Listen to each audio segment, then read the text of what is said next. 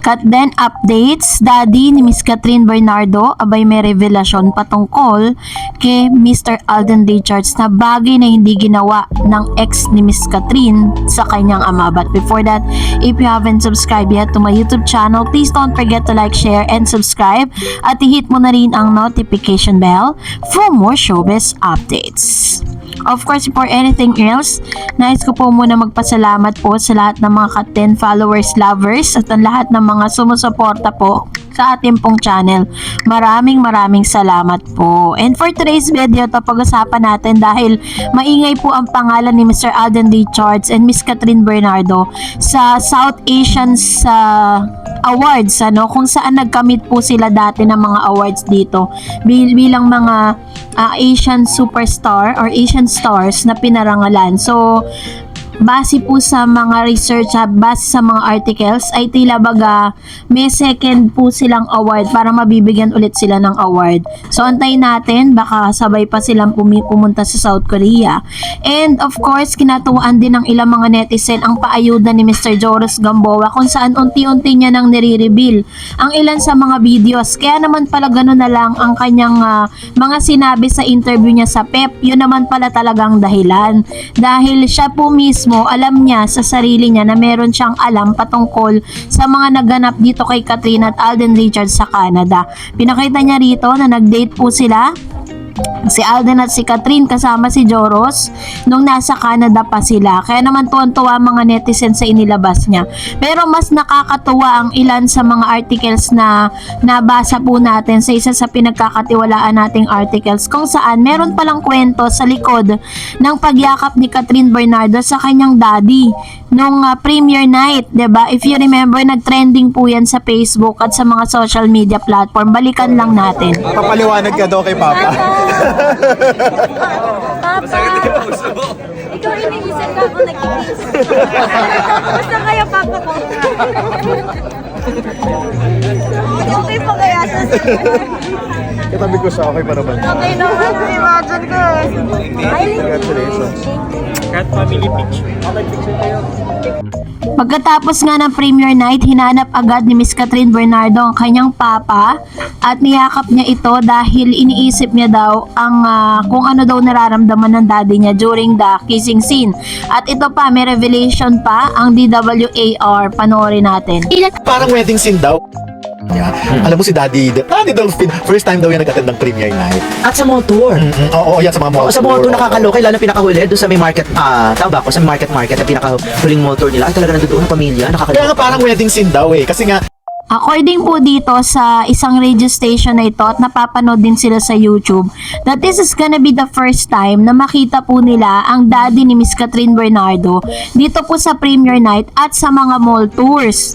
No, talaga makikita natin yung 100% support ng daddy niya. Pero alam niyo po ba that aside from those things, ay meron palang ginawa si Alden Richards bago po ipalabas yung Hello Love Again. According po sa mga articles and according sa mga write-ups, si Alden Richards daw po mismo ang nagpaalam sa daddy ni Miss Catherine Bernardo na magkakaroon po ng ganong scene, yung intimate scene, yung kissing scene, na bagay na hindi po nagaganap sa ilan sa mga movie ni Miss Catherine Bernardo. So, natuwa po yung parents ni Miss Catherine dahil sobrang napaka-respectful ni Mr. Alden Richards para ipagpaalam pa ito sa kanila pong sa parents ni Catherine, 'di ba? Kumbaga parang natuwa lang po yung mga parents niya na kasi yun po yung isa sa mga nagustuhan na mga parents ni Miss Catherine Bernardo kay Alden dahil talagang siya napaka-vocal niya when in terms of asking permission, lalo na po sa parents.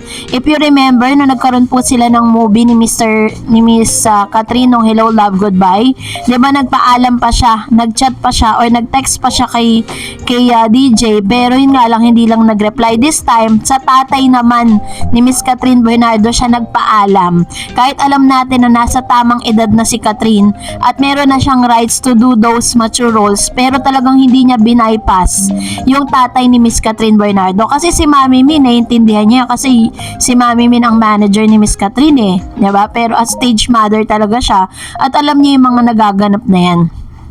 Pero si Alden Richards, nag-extra effort siya to ask and para ipagpaalam yung mga magaganap nga sa movie. So, nakakatuwa lang kasi parang ito yung isa sa mga naging rason kung bakit sobrang welcome si Mr. Alden Richards sa bahay nila dahil naramdaman nila na talagang sobrang napaka-respetado nito na bagay na hindi po nagawa, no? Hindi na nagawa or hindi naman nating to compare, pero ito yung mga bagay na hindi nagawa ng ex ni Miss Catherine kasi siguro dahil familiar na siya kaya hindi niya na rin nagagawa yung mga ganong bagay. Pero nakakatawa lang at naging extra points para po kay Mr. Alden Richards sa pamilya ni Catherine Bernardo. So anyways, eto na, magbasa tayo ng mga komento ninyo patungkol naman sa ating latest updates.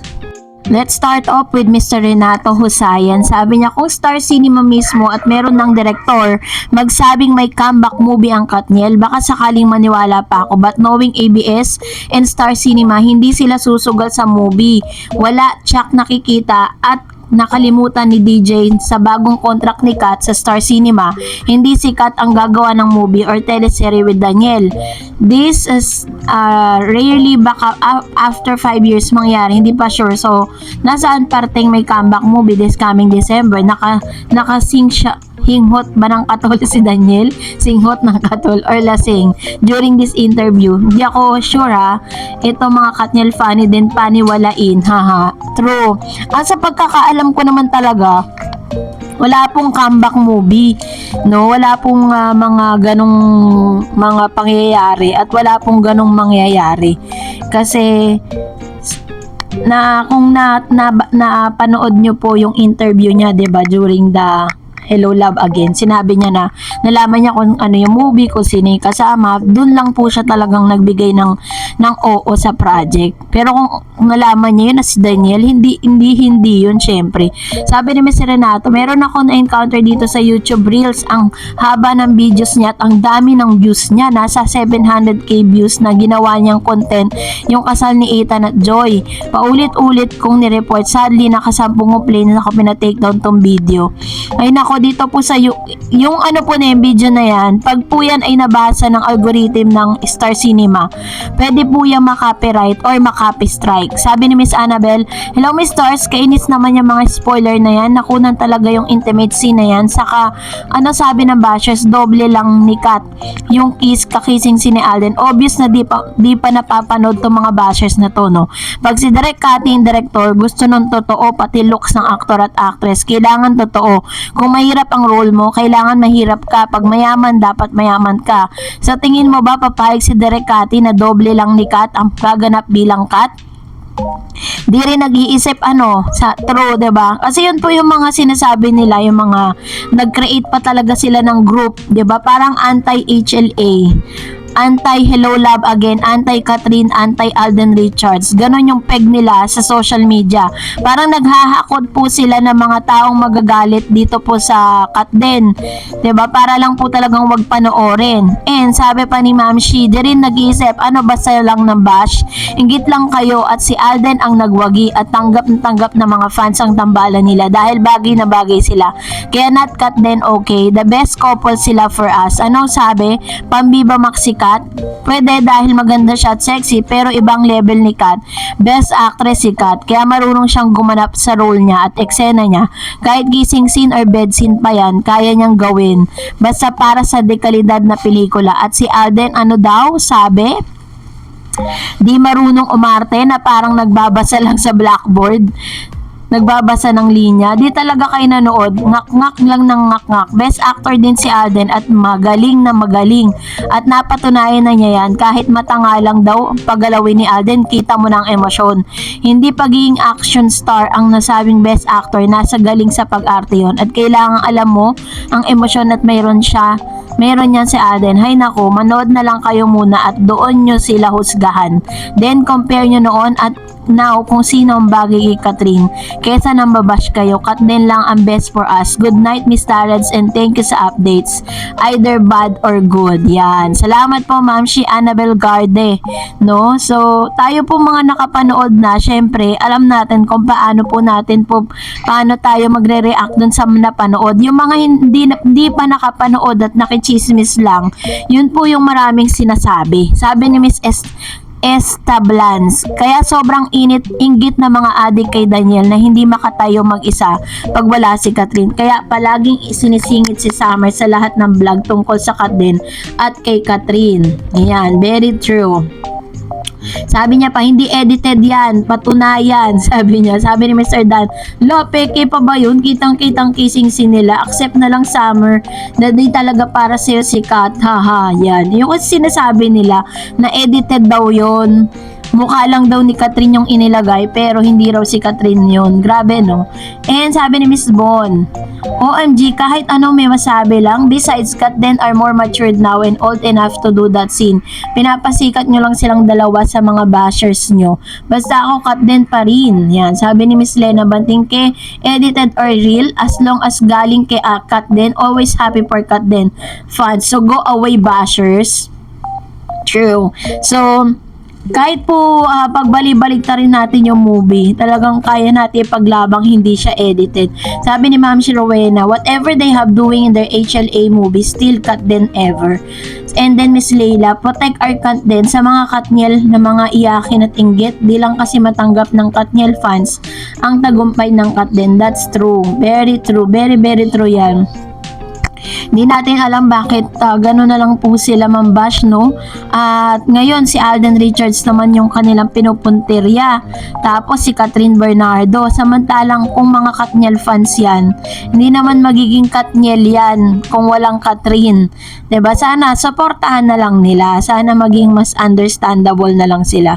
Sabi ni Ma'am Conchita, thanks po Miss Dars. I think mga bashers sila, sorry sa mga taong iba ang gusto. Ayan, sabi ni Miss Melania, God bless you both, Kat, Alden, wag natin pansinin ang mga inggitera. Very true. So yun talaga pag talaga mga bashers, pag inggit talaga, pikit dapat lang diba? Pero anyways, ganun talaga mga bashers, wala talaga silang sasabing maganda. Puro puro negative at paninira ang sasabihin nila. Sabi ni Miss Rose, Katden is already matured for the scene nila kasi si Summer immatured. Sobrang inggit nila ang toxic fans. Yan ang mga hayaan lang nila mga bashers. True. Sabi nga daw nila, hindi raw ginawa ni Catherine yung mga bagay na yun. Doon daw sa mga movie ng Katniel, tapos kay Alden pumayag. Naman ngayon, syempre nasa tamang edad na sila. Sabi ni Miss Herminia, syempre matured na sila. Nakakatawa mga bashers, inggit sila talaga sa Katden, pero sorry na lang kayo, hindi maniwala sa mga bashers o inggit sila sa Katden. I love you Katden mo. Ayan, sabi ni Ma'am Herminia Mangilan. So, yun talaga. So, na lang tayo, mag-be positive na lang tayo, and puro positibo na lang talaga yung tignan natin, dahil yun naman yung nangyayari ngayon sa Katden sa success ng kanilang movie. And that's it for today. For more videos and updates, please don't forget to like and subscribe, and please don't forget to follow my Facebook page, Dar Eds TV. God bless everyone.